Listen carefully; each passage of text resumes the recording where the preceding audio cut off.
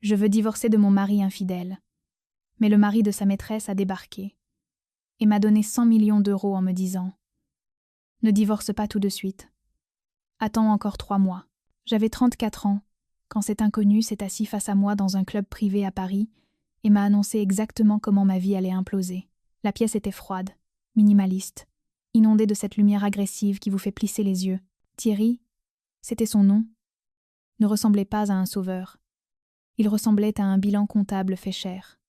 Il a poussé un dossier sur la table en marbre. « Ton mari, Julien, couche avec Chloé », a-t-il dit. Sa voix était plate, presque ennuyée. Et il a déjà rédigé les papiers du divorce. Il a l'intention de te les faire signifier le 14 avril. Soit un jour, avant la fin de la période de blocage de l'introduction en bourse de sa société. Je l'ai fixé. L'air dans la pièce a semblé disparaître. Le 14 avril. Laissez un commentaire pour me dire d'où vous écoutez et quelle heure il est chez vous en ce moment. J'aimerais savoir qui fait partie de notre communauté. Je n'ai pas crié. Je n'ai pas renversé la table. Je n'ai même pas scié. Mon corps voulait rejeter violemment, immédiatement, la réalité que Thierry venait de poser devant moi. Je voulais sortir en trombe, rentrer à la maison et brûler les vêtements de Julien sur la pelouse. Je voulais la satisfaction de l'explosion, mais la voix de Thierry a tranché le bruit dans ma tête comme un scalpel. « Assieds-toi, Victoire », a-t-il dit. « Faisons le calcul. » Je me suis assise. Thierry a ouvert la deuxième partie du dossier. C'était une simple feuille de papier avec 2 colonnes. À gauche, un chiffre, 500 000 euros. À droite, 100 millions d'euros. C'est le seuil de vesting, a-t-il dit. Dans la tech, on parle tout le temps de ce précipice. C'est le moment où l'énergie potentielle se convertit en richesse cinétique. En ce moment, tu es au bord du gouffre. Si tu sautes aujourd'hui, si tu demandes le divorce, si tu le confrontes, si tu laisses ta colère conduire la voiture, tu tombes. Tu obtiens le minimum du contrat de mariage. Tu obtiens un demi-million d'euros. Ce qui est exactement ce que Julien veut que tu aies. Il a pris cette rage. Il mise dessus. Il a tapoté la colonne de droite. Mais si tu attends, si tu restes au bord de ce précipice pendant 90 jours et que tu ne sautes pas, le sol remonte à ta rencontre. La période de blocage expire. Les actions des fondateurs sont acquises. Et comme nous sommes sous le régime de la communauté réduite aux acquets, la moitié de ces actions t'appartient à la seconde où le marché ouvre.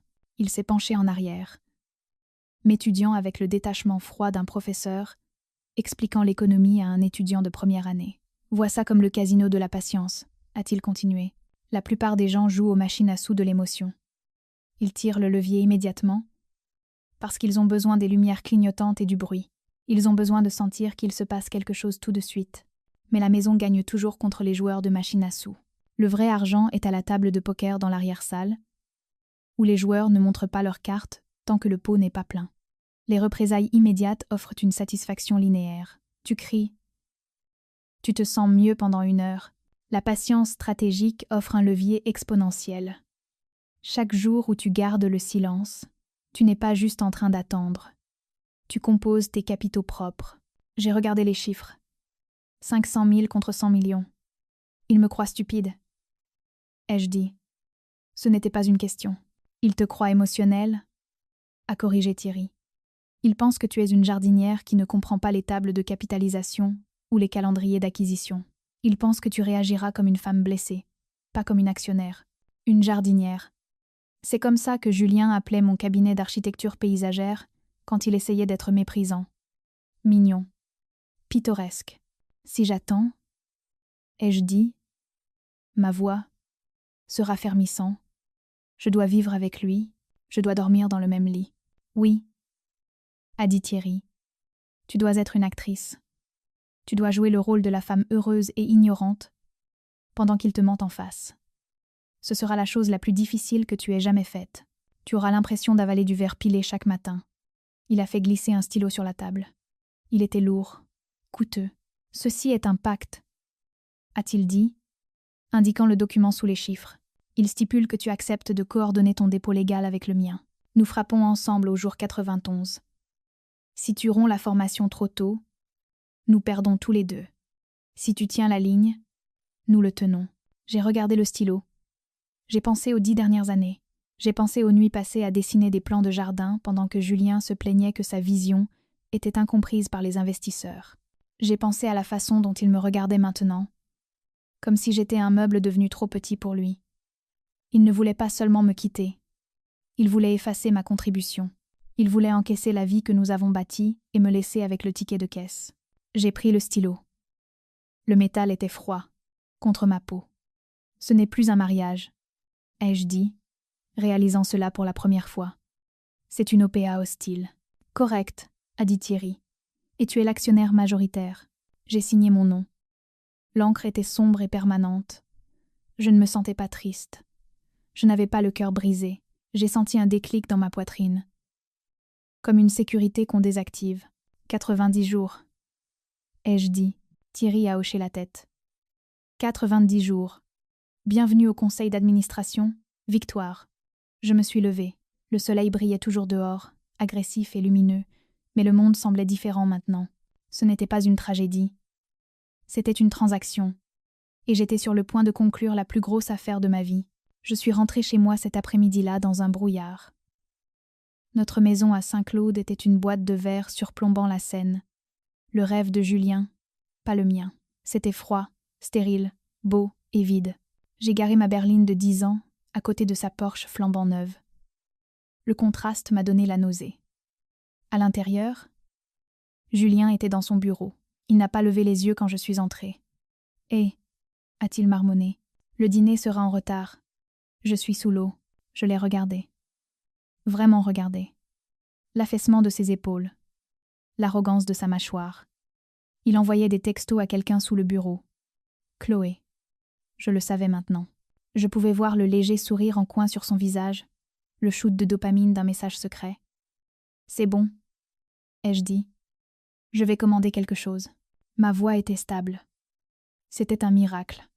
Je suis allée dans la cuisine et je me suis versé un verre d'eau. Mes mains tremblaient tellement que j'en ai renversé la moitié. J'ai agrippé le comptoir, respirant par le nez. 90 jours. Juste 90 jours. Cette nuit-là, j'ai commencé mon enquête. J'ai attendu que Julien soit sous la douche. Je me suis glissée dans son bureau. Je n'ai pas eu besoin de deviner son mot de passe. C'était sa date de naissance. Narcissique. J'ai ouvert son dossier caché, celui étiqueté « Projet V ». V pour victoire. Ou peut être V pour vide. Tout était là. Les brouillons que Thierry m'avait montrés, mais plus encore. Des notes sur mon instabilité mentale, un plan pour me manipuler et m'envoyer en thérapie afin de l'utiliser contre moi lors des audiences de garde si jamais nous avions des enfants. Il avait listé mes bijoux, il avait estimé la valeur de revente de ma voiture. Ce n'était pas la fin d'un mariage. C'était une liquidation totale. J'ai senti un sanglot monter dans ma gorge, chaud et acide. Je voulais fracasser son ordinateur. Je voulais brûler la maison. Mais ensuite, je me suis souvenu du chiffre. 100 millions. J'ai fermé l'ordinateur portable. J'ai essuyé mes empreintes sur le bureau. Je suis retournée dans la chambre et je me suis assise au bord du lit. Quand Julien est sorti de la salle de bain, sentant le savon de luxe et la tromperie, je lui ai souri. « Tu as l'air fatiguée, chérie, » ai-je dit. « Tu veux un massage ?» Il a eu l'air surpris, puis ravi. « Ouais, ce serait super. » Je l'ai touché. J'ai posé mes mains sur les épaules de l'homme qui prévoyait de me détruire et j'ai massé la tension. C'était la chose la plus difficile que j'ai jamais faite. J'avais l'impression de me trahir. Mais alors que je travaillais ses muscles avec mes pouces, j'imaginais les pages du calendrier se tourner. 4,29. 4,28. L'architecture du mensonge est une merveille structurelle. Il faut poser des fondations de normalité si épaisses que personne ne voit les fissures dans les murs porteurs.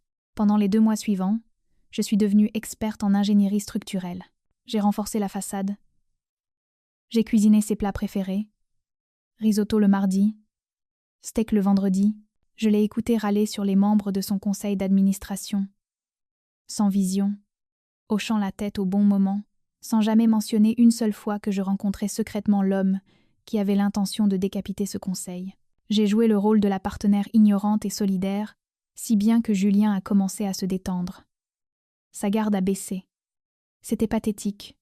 Vraiment, il pensait être un génie. Mais ce n'était qu'un homme qui sous-estimait la femme qui faisait sa vaisselle. Il est devenu négligent. Il laissait son téléphone face visible sur l'îlot en marbre. Il a arrêté de fermer son ordinateur portable quand j'entrais dans la pièce. Il pensait avoir gagné. Il pensait que j'étais stupide. Mais chaque nuit, pendant qu'il dormait, j'étais éveillée. Je documentais. Je prenais des photos de ses textos à Chloé. Elle n'en a aucune idée. Écrivait-il. Vivement avril. Liberté. J'ai fait des captures d'écran de virements bancaires où il déplaçait de l'argent liquide vers des comptes offshore au Luxembourg en les étiquetant paiement fournisseur. Je l'ai enregistré en train de se vanter auprès de ses potes de fraternité sur haut-parleur que tout se mettait en place et qu'il allait être le premier milliardaire célibataire de sa promo. Je construisais un silo de preuves. Et étrangement, chaque pièce à conviction que je rassemblais rendait le silence plus facile à supporter. Ce n'était plus de la soumission, c'était de la collecte de données. Un matin, environ 6 semaines plus tard, Julien m'a regardé par-dessus son expresso. « Tu as l'air différente », a-t-il dit. Mon cœur martelait mes côtes, mais mon visage n'a pas bougé. « Ah bon ? Ouais. Tu ne me harcèles plus avec le travail. Tu es juste. Cool. C'est agréable. » J'ai souri. J'avais l'impression d'étirer un élastique jusqu'au point de rupture. Je suppose que j'ai juste réalisé ce qui est important. Julien. J'ai réalisé que nous devions nous concentrer sur l'avenir. Il a hoché la tête, satisfait, et est retourné à son téléphone. Il n'en avait aucune idée. Il pensait que mon silence était la paix. Il ne savait pas que c'était le calme avant l'exécution. Le 60e jour est arrivé. J'ai rencontré Thierry dans une planque cette fois, une propriété qu'il possédait dans la vallée de Chevreuse, nichée dans les arbres où personne de la ville ne nous verrait. Le brouillard arrivait, épais et gris. J'ai apporté mon disque dur. « Vous avez l'air fatigué », a dit Thierry quand je suis entrée. Il portait un pull en cachemire, ressemblant moins à un requin qu'à un prédateur au repos. Je le suis, ai-je admis. Vivre une double vie est épuisant. J'ai l'impression de hanter ma propre maison. Vous vous débrouillez très bien, a-t-il dit. Il n'offrait pas de sympathie, il offrait une validation. Il a branché le disque sur son ordinateur et a fait défiler les fichiers. Ses sourcils se sont levés. C'est complète. J'ai appris du meilleur, ai-je dit sèchement. Il m'a appris à cacher les choses. J'ai juste appliqué sa méthodologie contre lui. C'est suffisant, a dit Thierry, en tapotant l'écran. On le tient pour détournement de fonds, fraude et abus de biens sociaux. Le divorce n'est que la cerise sur le gâteau. On peut l'enterrer. On peut s'assurer qu'il ne gérera plus jamais un stand de limonade. Pas encore, ai-je dit. On attend le vesting. Bien sûr. Puis Thierry a retourné son ordinateur portable. L'écran montrait un organigramme complexe. J'ai quelque chose pour vous aussi. Une révélation. Il m'a regardé dans les yeux. Je ne vous ai pas dit toute la vérité au club, Victoire. Je ne suis pas juste un mari bafoué. Je ne suis pas juste l'investisseur principal. Je me suis raidi. Qu'êtes-vous ? Je suis l'architecte de l'OPA hostile, a-t-il dit. Julien pense qu'il introduit l'entreprise en bourse pour gagner son indépendance. Mais l'IPO est en fait un piège que j'ai tendu. Au moment où la période de blocage expire, la structure de gouvernance change. Et c'est là que vous intervenez. Il a fait glisser un pacte d'actionnaires sur la table. Quand les actions seront acquises, vous détiendrez 40% des droits de vote. Je possède 20%. Ensemble, nous contrôlons 60%. Nous sommes la majorité. Nous pouvons faire ce que nous voulons. Nous pouvons le virer. Nous pouvons vendre l'entreprise. Nous pouvons la réduire en cendres. J'ai regardé le graphique. J'ai regardé le nom de Julien au sommet, précaire et vulnérable. Je ne veux pas la brûler, ai-je dit doucement. Thierry a incliné la tête. Non ? Non, ai-je dit. J'ai construit la roadmap du produit pour les 2 premières années. J'ai codé la logique initiale pendant qu'il faisait du réseautage dans les bars. Je connais la tech mieux que lui. Il est juste le visage. J'étais le cerveau. J'ai repoussé le papier vers lui. Quand on le virera, ai-je dit. Je veux son siège au conseil. Thierry m'a fixé un long moment. Le silence s'est étiré, lourd de calculs. Puis, lentement, un sourire s'est étendu sur son visage. C'était la première fois que je le voyais vraiment impressionné. « Vous êtes impitoyable, Victoire, » a-t-il dit. « J'aime ça. J'ai appris ça de lui aussi, » ai-je dit. Il a prissé ma rage. Il n'a pas prissé mon ambition. Nous nous sommes serrés la main. L'alliance était scellée. Je n'étais plus juste une femme bafouée. Je n'étais plus juste une victime attendant un chèque. J'étais un raideur corporatif. et je venais prendre la couronne. Le dernier mois a été un flou d'anxiété sur papier glacé. La date de l'IPO se profilait comme un front orageux. Julien était en couverture des magazines, le petit génie de la tech, fixant l'objectif avec ce plissement d'yeux visionnaire qu'il répétait devant le miroir. Chloé était toujours en arrière-plan des reportages, tenant son presse-papier, le regardant avec adoration. Je restais à la maison. Je les regardais à la télé dans ma cuisine vide. Ma femme a été mon roc, a dit Julien à un journaliste sur BFM Business, en versant une fausse larme. Je n'aurais pas pu faire ça sans elle. J'ai ri à voix haute. C'était un son froid. Tu n'as aucune idée, ai-je dit à l'écran. La nuit du gala de l'IPO est enfin arrivée. C'était le jour 90, le fameux Cliff. L'événement avait lieu à la Fondation Louis Vuitton. Tenue de soirée. Tour de champagne. Une sécurité qui coûtait plus cher que la maison de mes parents. Tout le gratin de la tech était là pour baiser la bague. Julien était défoncé à l'adrénaline et à l'arrogance. Il ressemblait à un roi qui venait de conquérir le monde. Je portais une robe rouge, pas subtile, pas le beige, femme de soutien, que je portais d'habitude pour me fondre dans le décor. Elle était structurée, tranchante et rouge sang. Je voulais être vue. Tu as l'air intense, a dit Julien, quand il m'a vue dans le foyer. Il a ajusté ses boutons de manchette, vérifiant son reflet dans la vitre. C'est un grand soir, ai-je dit. On doit célébrer ça correctement. Le plan était simple. Julien avait l'intention de me signifier les papiers du divorce le lendemain matin, dès l'ouverture du marché. Il voulait que le divorce soit déposé avant que le prix de l'action ne bondisse, bloquant mon règlement à la valorisation inférieure, pré-IPO. Il pensait être chirurgical. Il ne savait pas que le calendrier d'acquisition était basé sur les dates civiles, pas sur les heures de marché. À minuit ce soir, les actions devenaient les miennes. J'ai circulé dans la salle. J'ai charmé les investisseurs. J'ai chuchoté aux oreilles des membres du conseil, plantant des graines de stabilité pendant que Julien enchaînait les shots au bar avec ses développeurs sortis d'école de commerce. J'ai joué le rôle de la première dame de la tech une dernière fois. Chloé était là, portant une robe qui coûtait plus cher que ma voiture. Elle se tenait près de la section VIP, vérifiant son téléphone. Elle évitait tout contact visuel avec moi. Elle savait, elle connaissait le plan. Elle attendait juste que le chronomètre s'arrête pour pouvoir entrer dans ma vie. Je me suis dirigée vers elle au bar. « Bonjour, Chloé », ai-je dit. Elle a sursauté, manquant de renverser son verre. « Oh, salut Victoire. Super soirée, hein? C'est vrai ?» ai-je dit, me penchant légèrement. « Profites-en. C'est la dernière à laquelle tu seras invitée. » Ses yeux se sont écarquillés. « Pardon? Tu m'as entendu. » J'ai souri, tourné les talons et je suis partie. J'ai trouvé Thierry près de la scène. Il tenait un verre d'eau pétillante, observant la salle avec l'intérêt détaché d'un anthropologue. Il m'a fait un signe de tête à peine perceptible. C'était l'heure. Julien a pris le micro pour son discours. La salle s'est tue. Il a parlé de vision. Il a parlé de sacrifice. Il a parlé de l'avenir qu'il construisait. Il avait l'air magnifique. Il ressemblait à une imposture. Et à ma femme, a-t-il dit, faisant un geste vague dans ma direction sans vraiment me regarder. Merci pour tout. La foule a applaudi. J'ai applaudi lentement. 1, 2, 3. J'ai regardé ma montre. 23h59.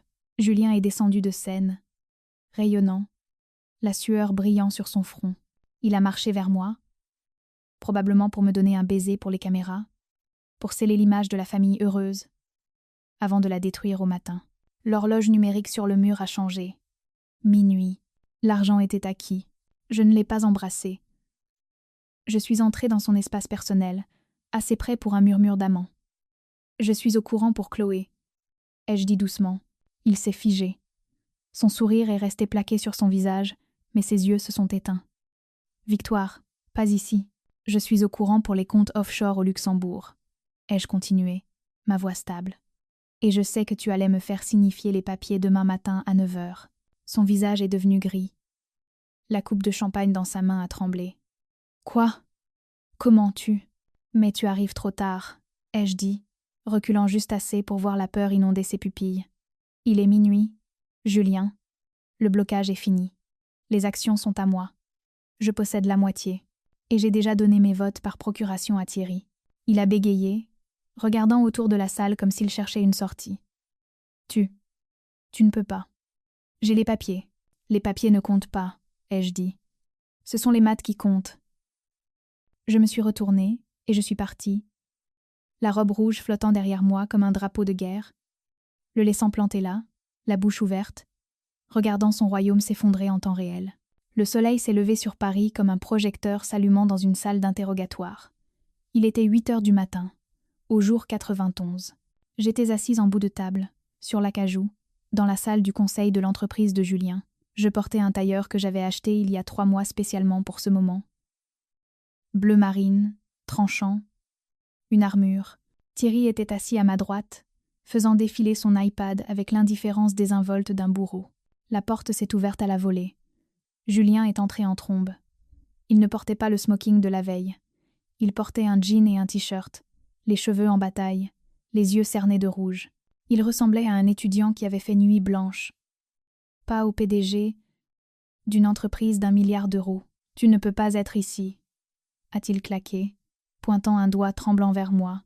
« Pourquoi elle est dans le bâtiment ? Elle est actionnaire majoritaire », a dit Thierry sans lever les yeux. « Elle a tout à fait le droit d'être ici. En fait, c'est elle qui a convoqué la réunion. » Julien s'est figé.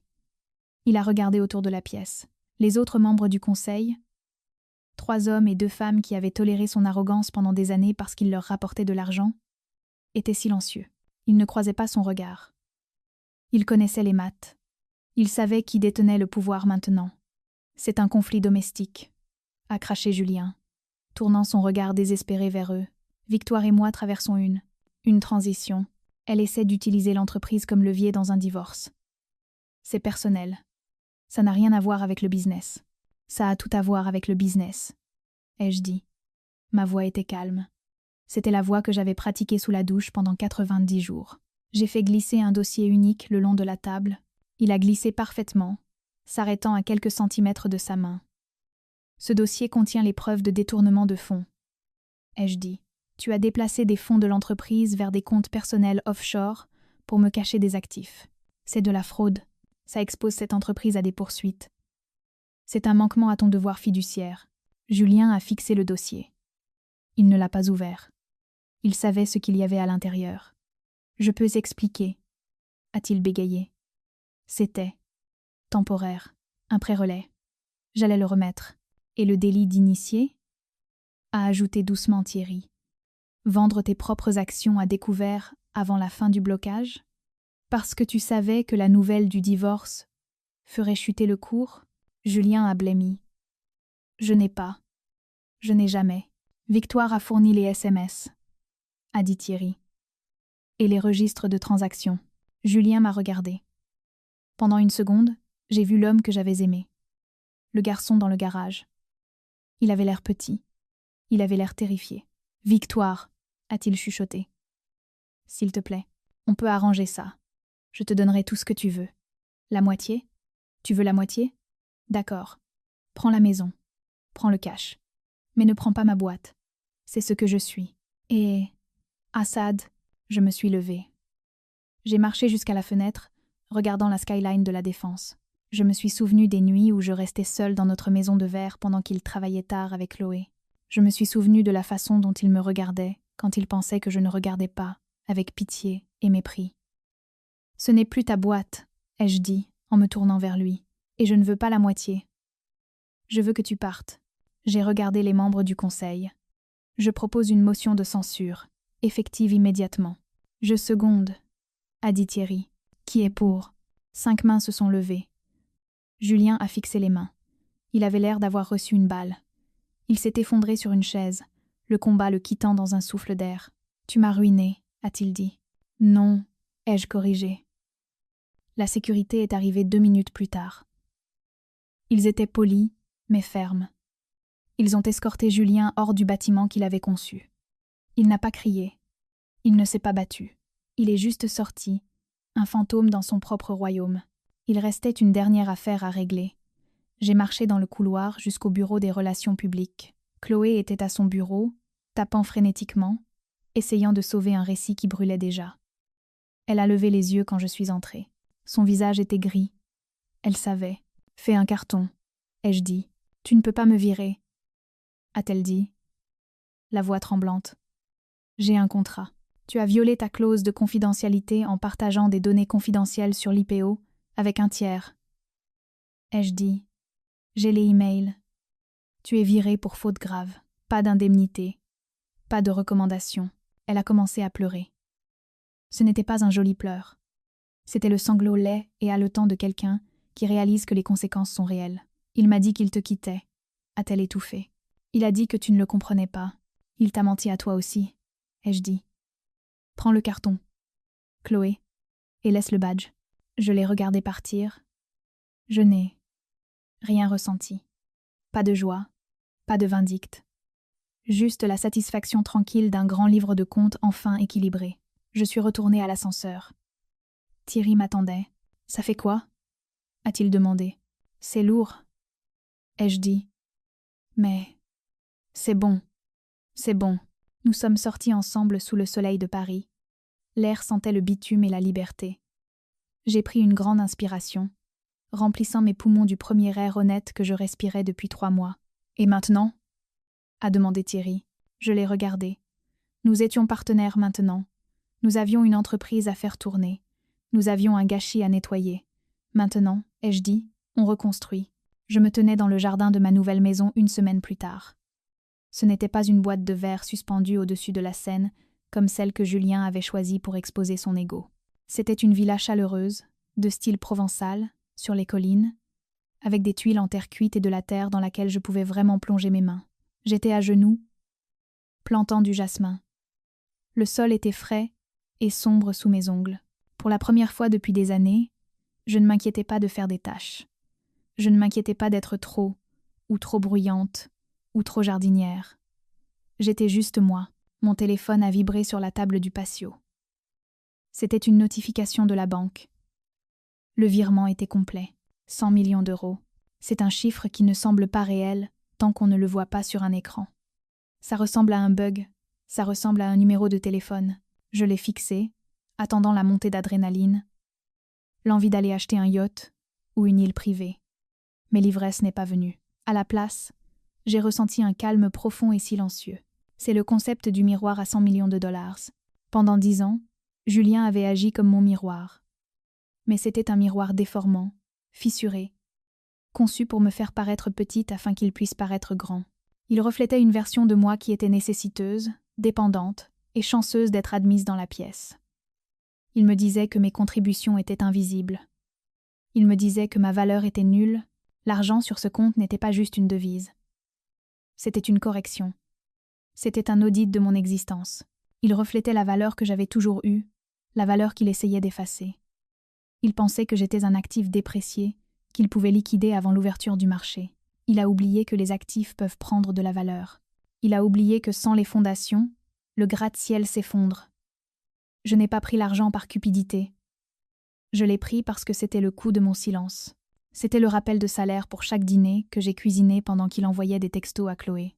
C'était la facture pour chaque fois que j'ai baissé ma propre lumière pour qu'il ne se sente pas menacé. C'était le prix de sa trahison. Et ça valait chaque centime. Thierry m'a appelé plus tard cet après-midi-là. Le conseil a ratifié les changements, a-t-il dit. Nous avons un nouveau PDG par intérim. L'action a même monté à l'annonce du changement de direction.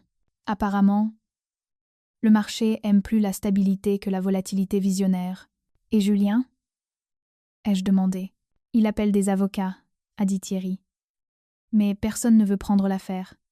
Les preuves sont trop propres. Il est radioactif. Victoire.